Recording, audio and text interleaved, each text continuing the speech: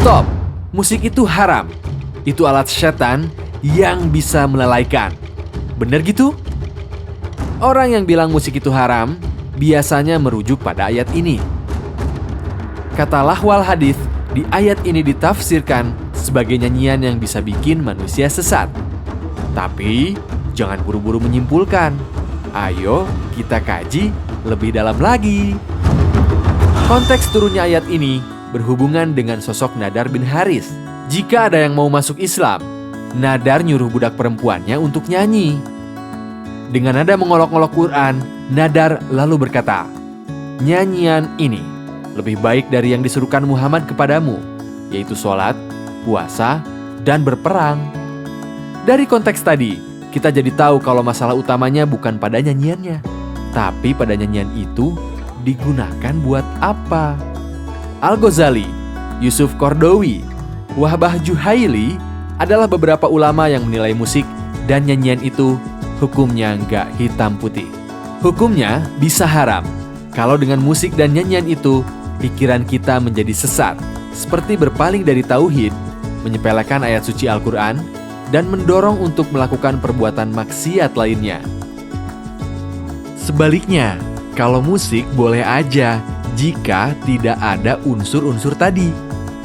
Pada beberapa riwayat, Nabi Muhammad gak ngelarang nyanyian dan musik. Misalnya, waktu dua orang perempuan sedang menyanyikan lagu perang Bu'ats di rumah Aisyah. Saat itu, Rasul dan Abu Bakar masuk. Abu Bakar membentak sambil mengatakan, "Mengapa ada seruling syaitan di rumah Rasulullah Shallallahu Alaihi Wasallam?" Tapi Rasulullah mendekati Abu Bakar dan berkata, "Biarkan kedua anak gadis itu." Di kesempatan lain hari raya, ada orang-orang Sudan membuat pertunjukan dengan mempergunakan perisai dan tombak. Rasulullah bersama Aisyah menonton. Kepada para penampil itu Rasul berkata, "Teruskan, hai Bani Arfidah." Di riwayat lain, Nabi Muhammad Shallallahu Alaihi Wasallam mendatangi sebuah pesta perkawinan. Di sana ada hiburan gendang dan nyanyian berisi pujian untuk para syahid perang Badar. Orang-orang sempat ragu, khawatir Rasul melarang. Tapi ternyata Rasul berkata, "Teruskanlah apa yang kamu nyanyikan tadi." Dalam sejarah peradaban Islam, seni jadi bagian yang tidak terpisahkan. Bahkan, seni Islam ngasih sumbangan besar buat perkembangan musik dunia loh. Tahukah kamu, kalau solmisasi, do, re, mi, fa, sol, la, si, do, itu dikembangkan oleh para ilmuwan muslim? Ishaq al-Maushili adalah ilmuwan muslim yang dianggap sebagai peletak dasar solmisasi dalam musik. Di barat bukunya dikenal dengan judul Book of Notes and Rhythm dan Great Book of Songs. Dalam khazanah keilmuan Islam, musik dianggap sebagai cabang dari ilmu filsafat dan matematika. Teori musik pada saat itu dikembangkan secara jenius oleh Al-Kindi.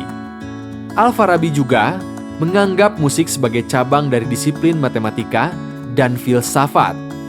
Dia menulis 5 buah buku hebat tentang musik yang salah satunya berjudul Kitab Al-Musika Al-Kabir, The Great Book of Music, yang membedah teori musik di dalam Islam. Seni suara, nada, dan musik terus berkembang hingga kini. Seni baca Quran, azan, dan nasyid hingga musik pop religi berkembang pesat jadi bagian dari media dakwah yang efektif. Nah, jadi gimana? Apa pendapatmu tentang hukum musik? Pernah gak sih dengar musik yang bikin adem dan jadi inget sama keagungan Allah? Cerita dong di komentar.